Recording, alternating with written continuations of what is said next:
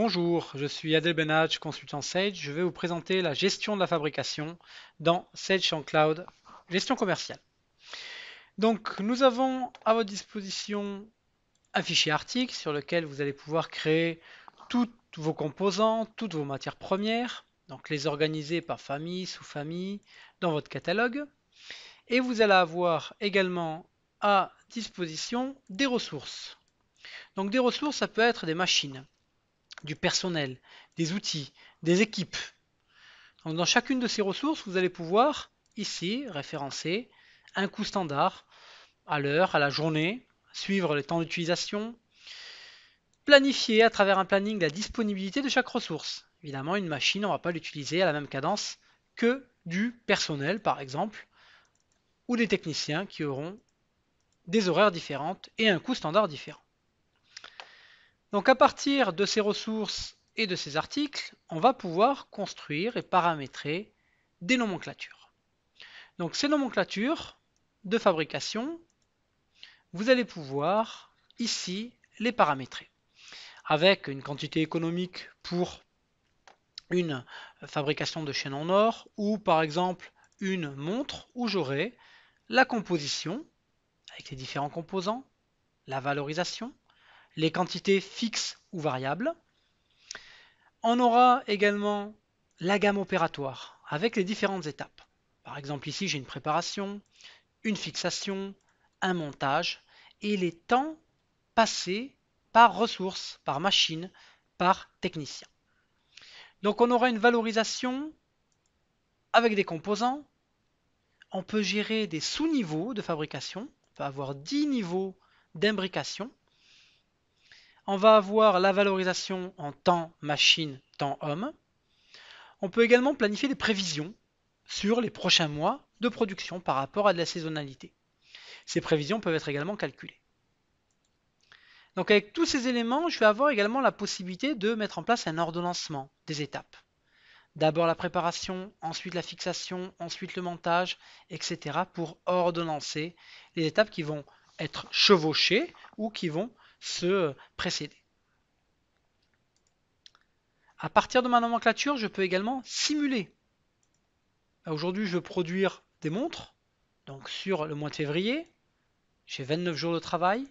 Je veux produire 50 montres. Est-ce que j'ai assez de composants disponibles? Donc là, on voit directement les warnings en orange et les feux verts pour les composants disponibles. Les quantités nécessaires, les stocks restants en temps réel, les stocks à terme futur. Les ressources également disponibles ou pas par rapport au temps de charge, au planning de chaque équipe, de chaque machine.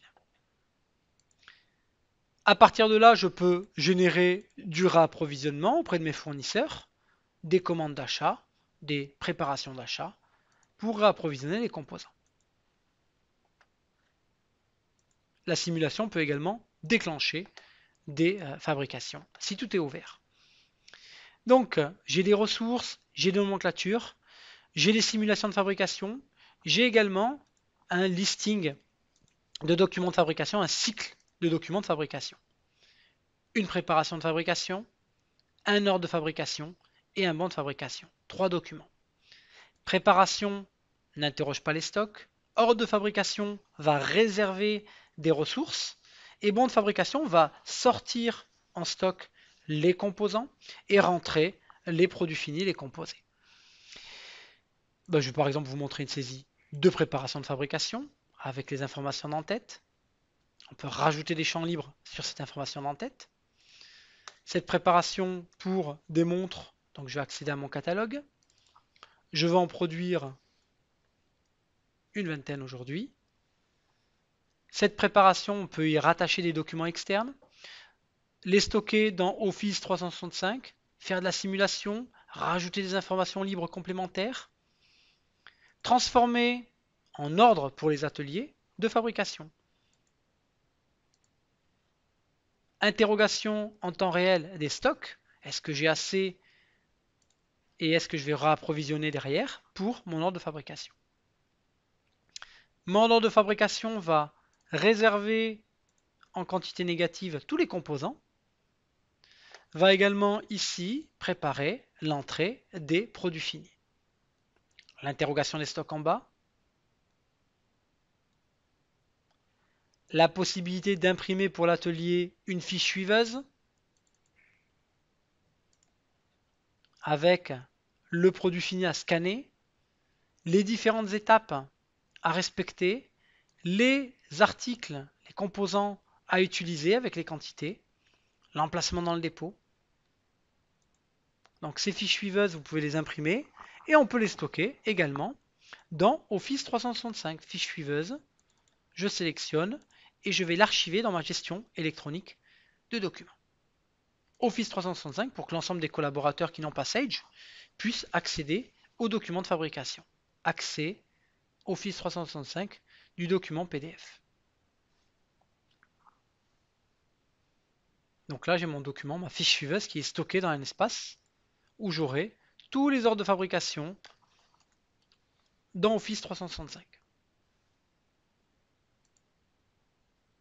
On voit l'arborescence créée par Sage dans votre site SharePoint.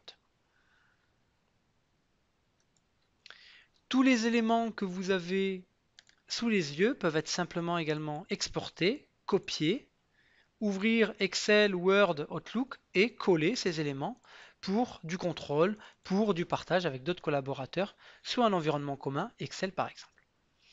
Vous avez pu voir la simplicité d'export des données. Donc, je vous ai montré la gestion des ressources, je vous ai montré la gestion des nomenclatures, les simulations de fabrication, les listes des documents, le cycle de fabrication.